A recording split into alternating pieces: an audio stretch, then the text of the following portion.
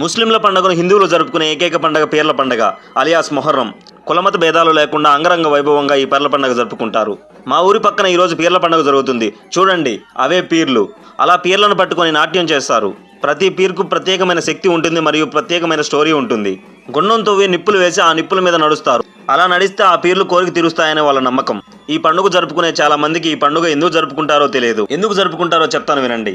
క్రీస్తు శకం 680లో కర్బాలా యుద్ధంలో మహమ్మద్ ప్రవక్త మనవడు ఇమాం హుస్సేన్ వీరమరణం పొందడం జరిగింది. ఆయనకు గుర్తుగా ఈ సంతాప దినాన్ని జరుపుకుంటారు. ఈ సంతాప దినం కాస్త ఊర్లు దాడులు మార్చుకుంటూ ఓ పండగగా మారింది.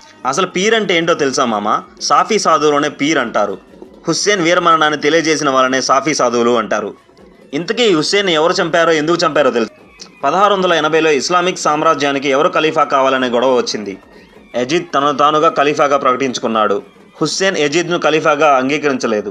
ఎందుకంటే అన్యాయంగా ఇస్లామిక్ సూత్రాలకు వ్యతిరేకంగా పరిపాలిస్తున్నాడని హుస్సేన్ భావించాడు. వీరిరువురి మధ్య కర్బలా యుద్ధం జరిగింది. అక్కడ యజీద్ సైన్యం హుస్సేన్ను చంపేశారు. సో న్యాయం కోసం అన్యాయాన్ని ఎదిరించడం కోసం తన ప్రాణాలను, కుటుంబాన్ని త్యాగం చేశాడు. కాబట్టి ఆయనకు గుర్తుగా పీర్ల పండుగ లేదా మొహరం పండుగ జరుపుకుంటారు. ఇది నిజానికి ఓ సంతాప దినం లాంటిది, కానీ కాలక్రమేణా ఇది పండుగగా మారింది. మామ, ఇక్కడ ఎలా జరుగుతుంది, కానీ మా ఊర్లో అయితే పీర్ ఒంట్లోకి వచ్చిన వ్యక్తి నిప్పుల గుండంలోంచి నిప్పులు చెలుగుకుంటూ జూలు విదిలించిన సింహం వలె దూకుకుంటూ వస్తాడు. పీరు ఒంట్లోకి వచ్చినప్పుడు మీరు చూడాలి. మీకు గూస్ బంప్స్ కన్ఫామ్గా వస్తాయి. కుదిరితే పల్లెటూరుకు వెళ్ళి ఒక్కసారైనా మొహరం పండుగను చూడండి. మా ఊర్లో అటోల్ పీరు, కాసిం పీరు చాలా ఫేమస్ అండ్ పవర్ఫుల్. మీ ఊర్లో ఏ పీర్ పవర్ఫుల్లో కామెంట్ చేయండి. And don't forget to subscribe.